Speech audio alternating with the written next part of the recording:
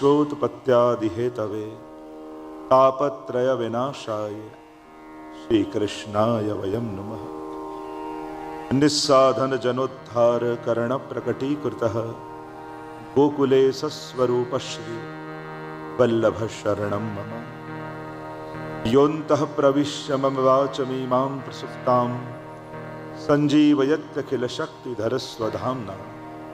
अन्यांश्च हस्तचरणश्रवणत्वगादीन् प्राणान् नमो भगवते पुरुषाय तुभ्यम्।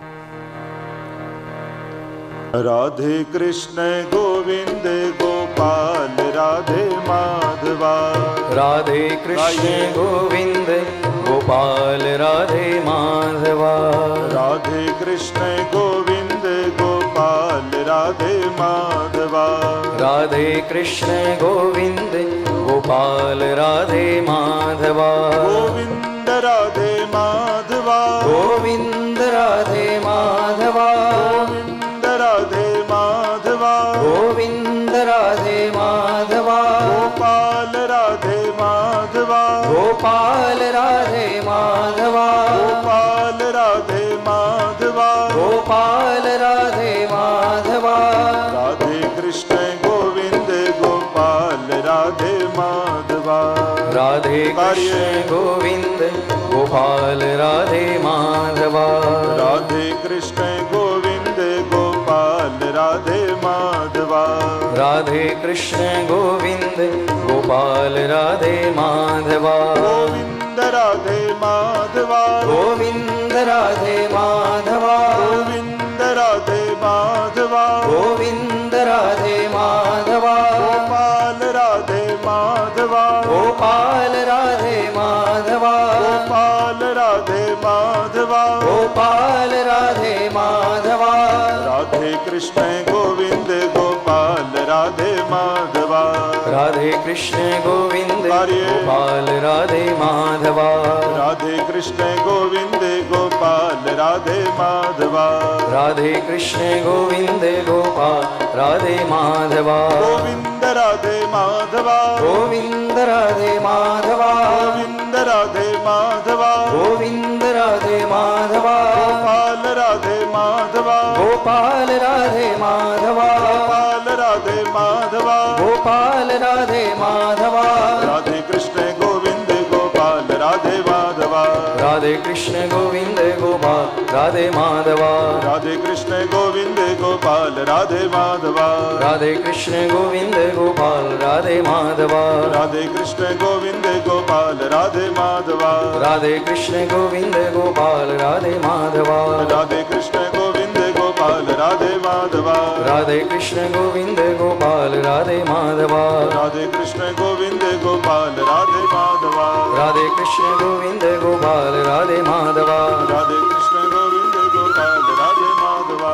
राधे कृष्ण गोविंद गोपाल राधे माधवा। कृष्ण कन्हैया लाल लाल की जय। गीता मैया की जय।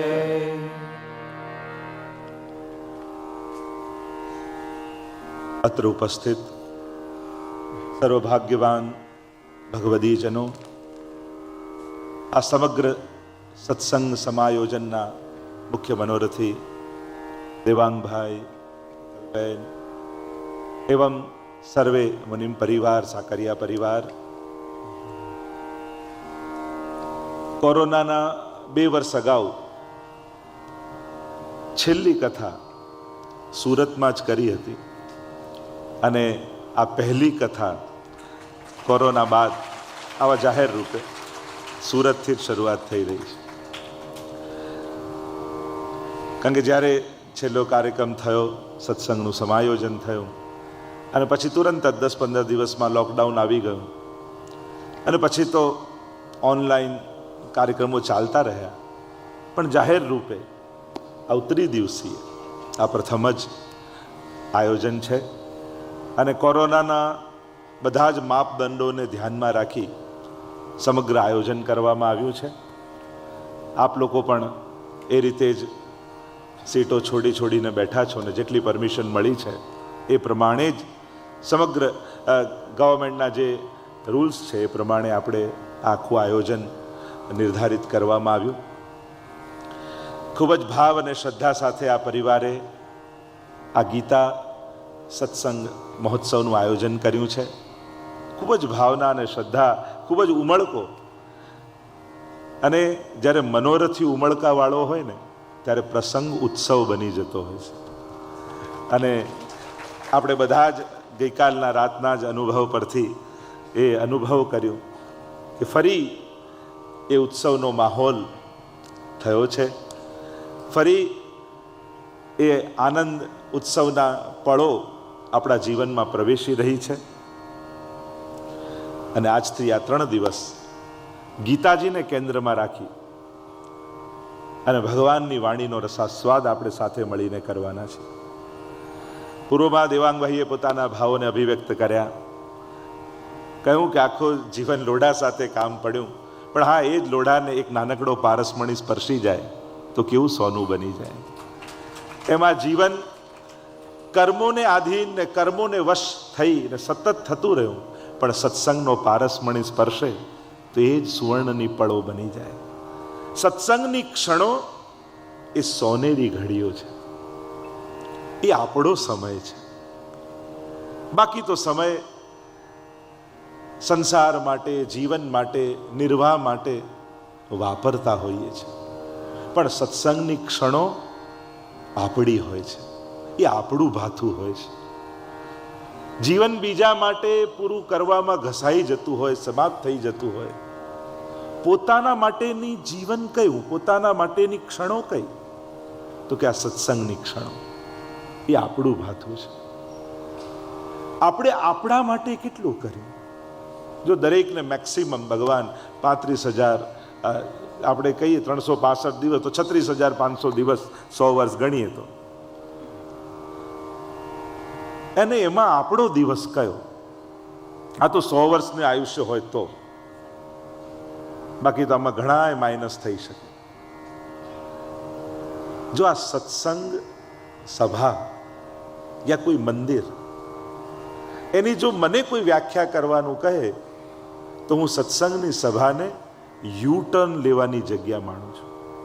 જો ઘણીવાર તમારે જે જગ્યાએ પહોંચવાનું હોય ને એ એક્ઝિટ ચૂકી જાઓ, અને એમાં પણ યુએસએ ગયા હશે, એમને તો ખબર હશે કે પાછું 50 માઇલ આગળ જવું પડે. એટલે આપણે શું શોધીએ? આપણું સ્થળ ચૂકી જઈએ એટલે આપણે શોધીએ કે યુટર્નની જગ્યા ક્યારે આવે છે. અને જ્યાં યુટર્નની જગ્યા મળે એટલે પાછી ગાડી વાળી આપણા ગંતવ્ય સુધી પહોંચી જઈએ. એમ જીવન ગતિશીલ છે, અને ગતિ ને ગતિમાં ઘણી જગ્યાઓ જ્યાં ઊભા રહેવાનું હતું ત્યાં આપણે ચૂકી ગયા છે. અને હવે એ ભાગતું જીવન એ યુટર્નની જગ્યા ગોતતું હોય છે કે કોઈ વળવાની જગ્યા મળે તો પાછો વળી અને એ ક્ષણોમાં, એ સ્થળોમાં, એ વ્યક્તિઓ પાસે, એ પ્રભુ પાસે હું પાછો પહોંચું.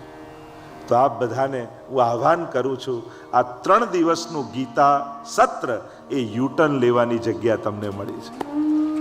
જ્યાં જ્યાં જે ક્ષણો જીવનની ચૂકી ગયા હો, એ અફસોસ મનમાં હોય કે એ સમયે બા હતા ત્યારે આ કરી લીધું હોત તો સારું થાત, બાપુજી હતા ત્યારે એ કહેતા ત્યારે આ કરી લીધું હોત તો સારું થાત, એ સમયે મોકો હતો ને હું ગયો નહીં, મને અવસર મળ્યો હતો ને મેં કર્યું નહીં.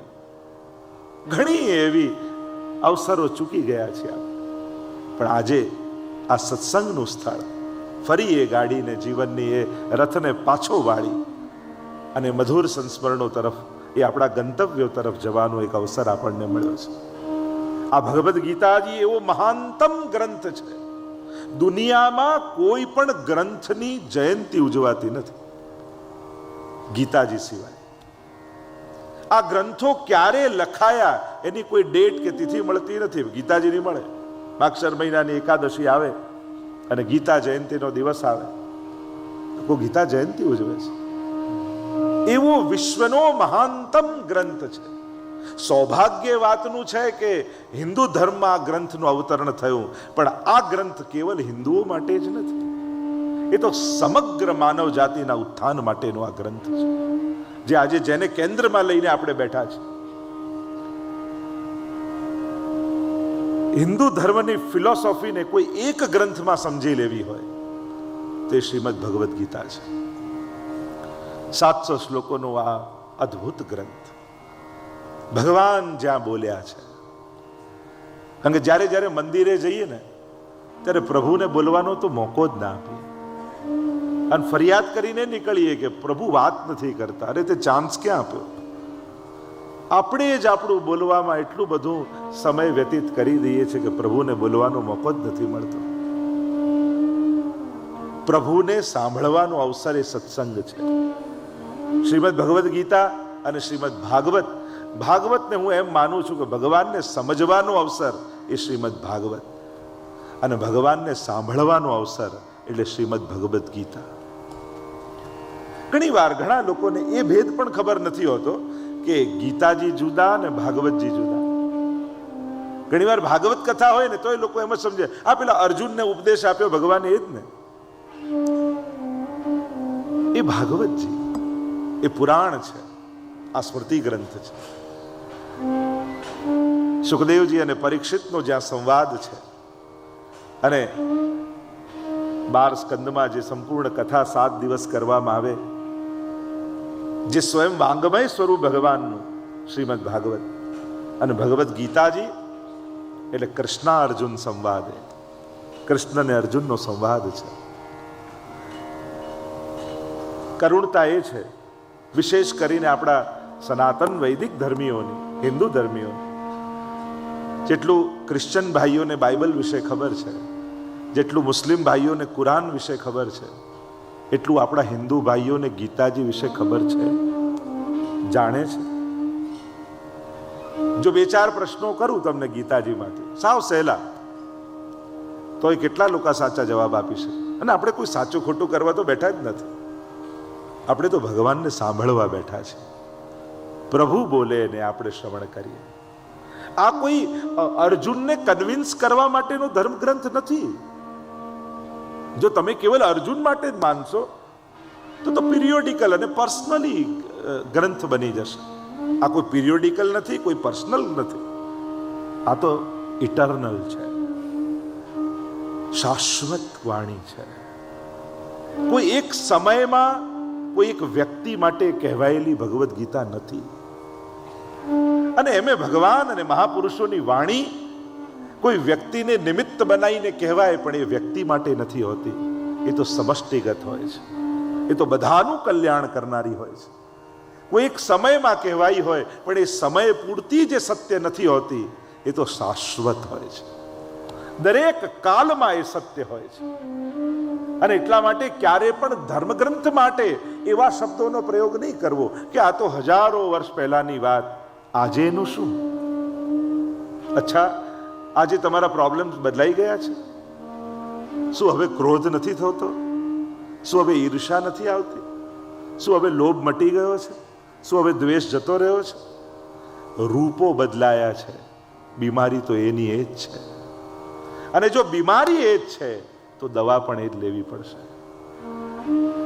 આ તો શાશ્વત રોગો છે અને એટલા માટે આ શાશ્વત ઔષધિ છે.